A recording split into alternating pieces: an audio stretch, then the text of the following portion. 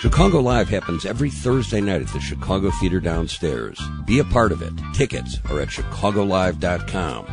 And the very latest sounds like this. Ladies and gentlemen, my great friend and colleague Greg Kot and Mr. Billy Corgan.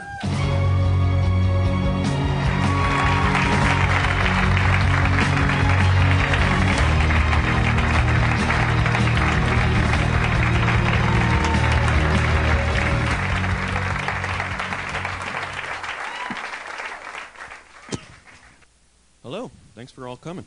We appreciate it. Billy, I was wondering about your thoughts about a certain radio station in town, Q101, a rock alternative, an era that you are forever associated with the Smashing Pumpkins. And correct me if I'm wrong, but there was a certain amount of idealism when that era began. You know, we're bum rushing the mainstream here with some new ideas, some fresh thoughts, some fresh sounds that maybe hadn't been there for a while. And now it's all over. In fact, the station went off the air. The penultimate song was one of yours, Tonight. Your feelings about what that era means to you now, if anything, you know, looking back on it. Was it a good thing? Were you glad to be associated with that era? And what happened? That's a compound question, isn't it? Yeah. We'll be here the rest of the night with that one. Well, the first thing when I heard the news, my first reaction was I was pissed off. Not because the station was going off the air, although that is sad, because any of that kind of stuff makes me sad. But I was pissed off because it's obvious to me why it went off the air. Yeah. You know, at some point, all those stations got taken over by the corporate. What was the Star Trek Bog or the Borg? The corporate Borg took over the station. Yeah. And Q101, as many of those stations did, stopped being a local station first, serving local community taste. And then they started serving the national taste, which the national taste is normally dictated by New York and Los Angeles. But if anyone here is born in Chicago, we grew up in it with a different mix of music. Mm-hmm. Heavy metal is not anathema to a Chicago person. We grew up liking Led Zeppelin, Black Sabbath. Right. You go to the arty places in New York and L.A., not so much. Right. You know? So... and I actually was sort of asked through Back Channel to be a part of actually going on the air. And I was willing to go on there do a guest DJ, but then the new management said that I wasn't allowed to talk about the transfer. Oh. So I was invited to go on and reminisce, but I wasn't able to talk about it. So they were trying to get you to shut up. That wasn't going to happen. Yeah. So I just didn't do it. Trying to get Billy Corgan to shut up about something that's on his mind is not going to happen. What I did realize was that I saw through my Twitter and stuff like that people were sad. Yeah. And so for once I kept my mouth shut and just let that happen and tried not to make it about my own feelings, my own personal feelings. Mm-hmm. But it was ridiculous when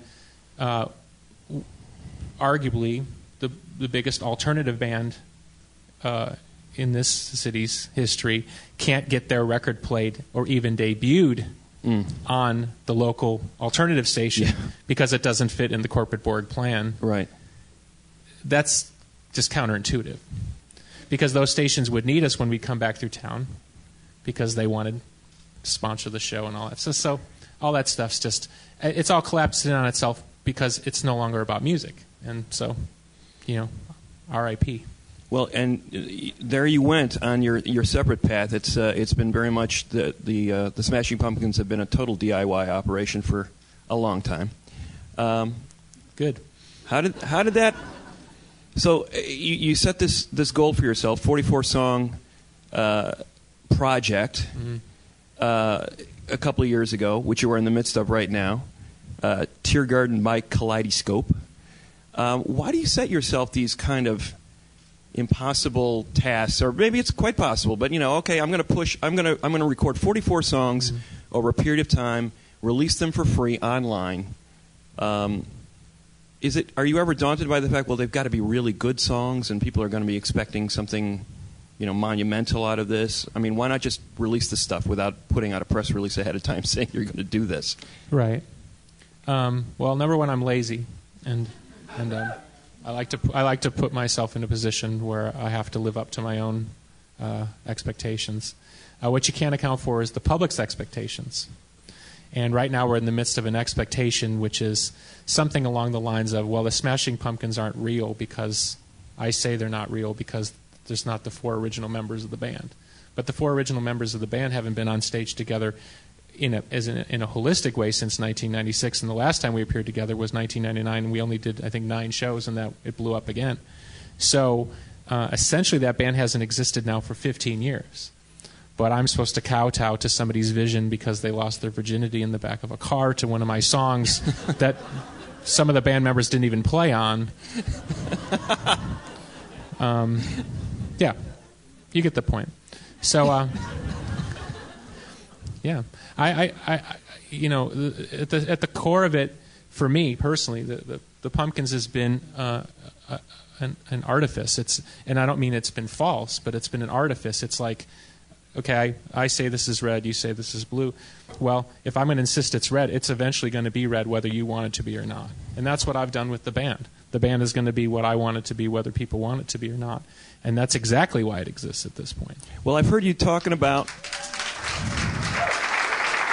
Because I didn't get in a band for some guy with a beard, not you, to tell me what to do. You talk about this concept of a band. I've heard you talk about it in terms of the band is an outdated concept. Yes. And explain that. Well, I know you can't talk out of school, but you know as well as I do that most of the major bands in the world don't get along. Or if they do get along, it's really not 4 people or 5 people contributing. It's one dude and a girl or one. It's not what the public thinks it is. And we're at a point now in our sort of emotional and cultural maturity where we should just start accepting that. So that's just the way that it is. It's Page and Plant. Right. The other guys were, John Bonham's probably the greatest rock drummer of all time. Of course he contributed. But he didn't wake up in the morning and write, Stairway to Heaven. Jimmy Page and Robert Plant wrote it. You know what I mean? At some point you got to sort of say, this only happened because of these guys or these girls. I would disagree with you there. I would say if you take John Bonham out of Led Zeppelin, you don't have Led Zeppelin anymore. And you would agree with that too. Come on. It's not just that. No, you might have had something that was just as interesting in a different way. Now, would it have been as powerful? No, maybe not. But the point is at some point you have to identify that there are key people who do key things. The music business knows that. Okay, most people don't know this. When I signed a contract with Virgin Records, now EMI Records, now God knows what they are at this point, right? In 1990, you know who signed that contract? I did. Mm-hmm. The other band members signed the contract, but it said in the contract that they didn't matter. I had the key man clause. I couldn't leave the Smashing Pumpkins. They could. Okay. Understood. I'm just saying this is just the pragmatic reality we now live in, which is, who are you? What do you do? So why call it this thing Smashing Pumpkins? Why not the Billy Corgan Project? Because I want to.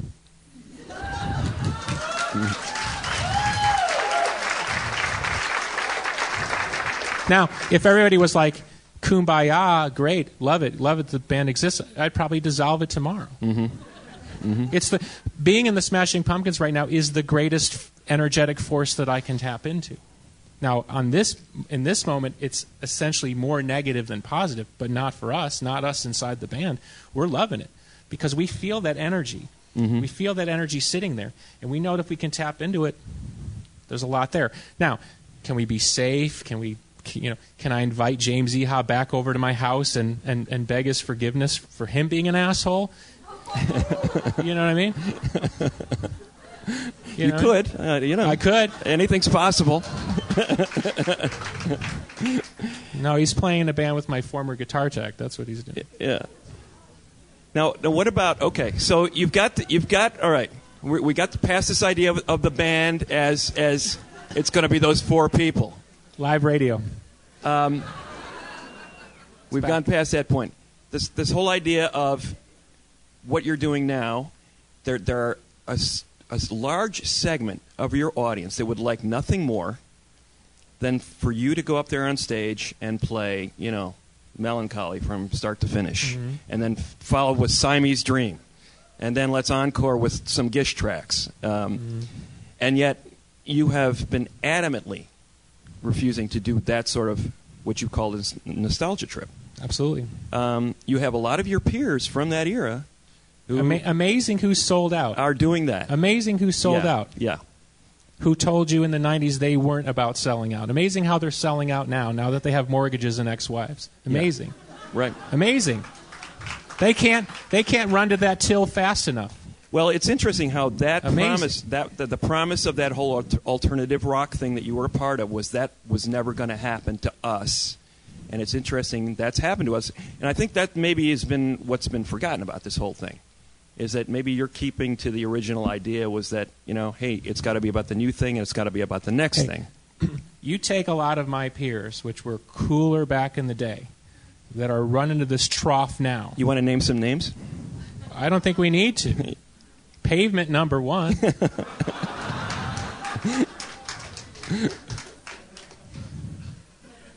This is the same guy that name-checked me in a song? Yeah.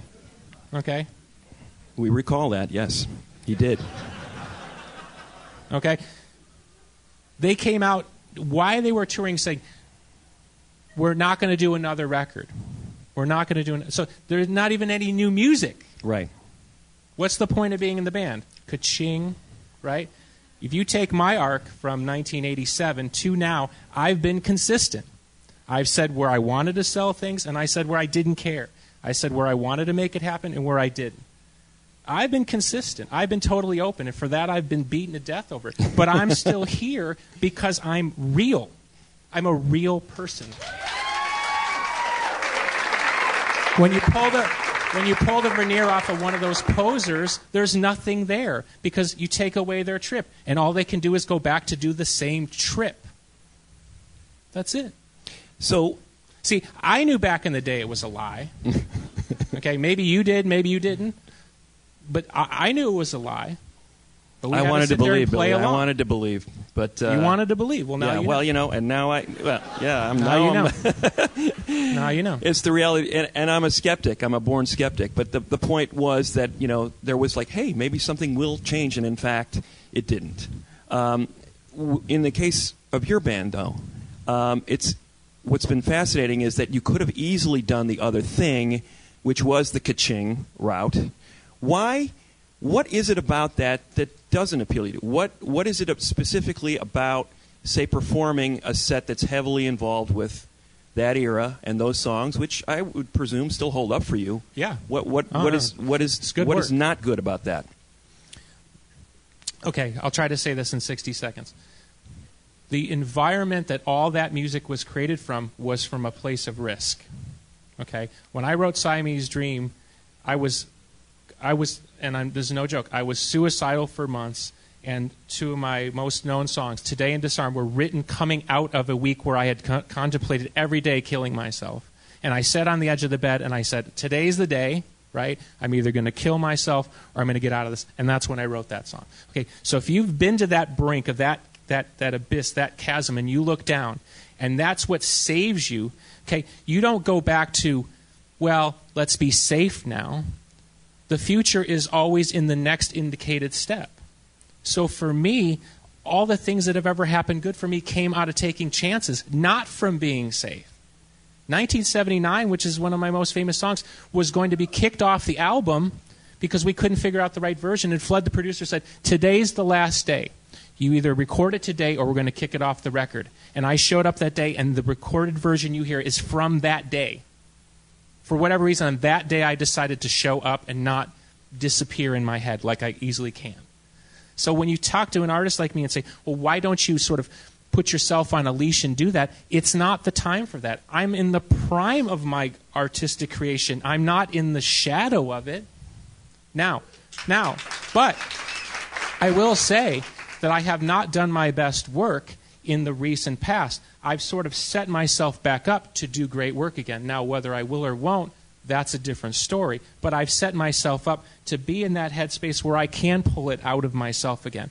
Believe me, I know what the safe version of the Smashing Pumpkins is. I know what the safe version of Billy Corgan is. It's boring. It's not going to get any better than 1994, so why try? Who cares? I'm alive today. I want to be me today. If that is 2 stars instead of 3, okay, your compadre Jim DeRogatis gave Melancholy 2.5 stars in Rolling Stone. Okay. Okay? Was he right then? Is he wrong now? I don't know. All I'm saying is, all I can do is what I've always done, is just like jump into the next big black hole and see what happens. I'm still here. I mean, there's a vitality to what I do that you cannot get around. And that's where that means more to me than whether or not I write a good song. I obviously can write a good song. Okay? Now, can I write a song that you want to listen to, that you want to fall in love to, that you want to lose your virginity to again?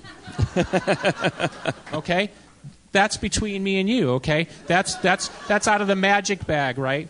That's between God and can you do that again? But I'm telling you, the chances of it happening are far greater if you're willing to say, you know what? Screw all that old stuff. Who cares? Who cares?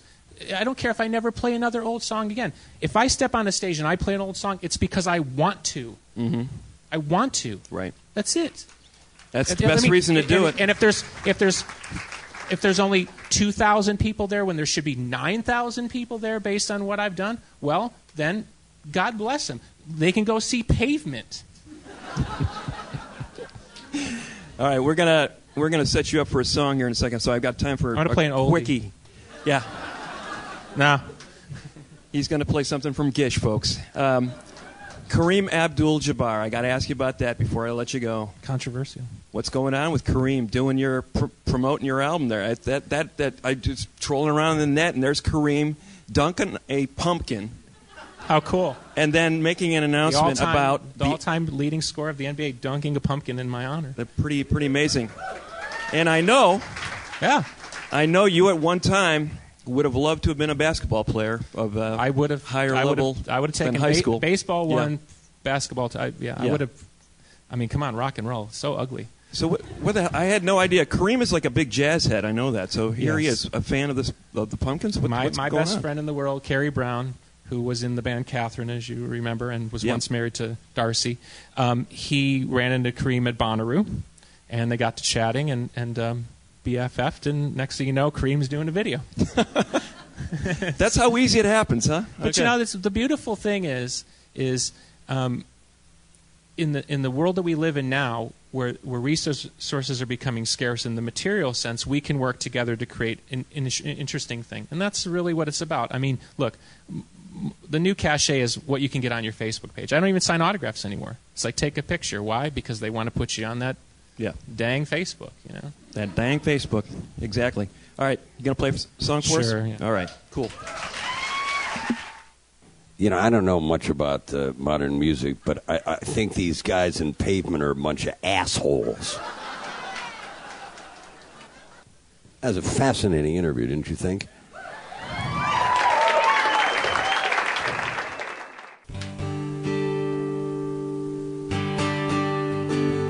Hear me? Guitar on? Oh, okay. We're all set, though? For the radio, fuck Pavement. Here, ladies and gentlemen, is Billy Corgan.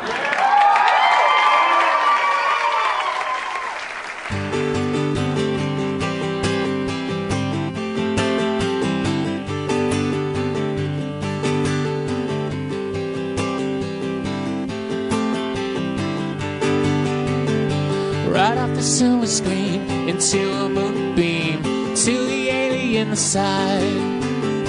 Catch up with Jesus, the stars beneath us. Oh, what a beautiful night. Cool in your pocket, you can't unlock this night. Cool in your pocket, you can't unlock it. You can't help but decide it's alright. Oh, what a beautiful sight you are to me. Oh, what a beautiful night. Cool in your pocket, rocks for your rocket ride. Cool in your pocket, you cannot lock it, you can't help but decide it's alright. Oh, what a beautiful night.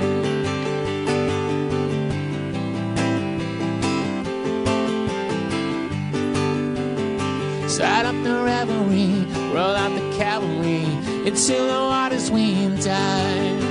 Shivers of the cosmos, ripple the utmost of the quivering tide. Locks for your locket, you can't unlock his fist. Rocks for your rocket, you can't unlock his. Shocks for your socket eyes that shine. Oh, what a beautiful sight you are to me. Oh, what a beautiful night. Oh, what a beautiful night. Oh, what a beautiful night. Oh, California, look what you've done. Look what you've done to me. Oh, Chicago, I'm coming home. I'm coming home to you.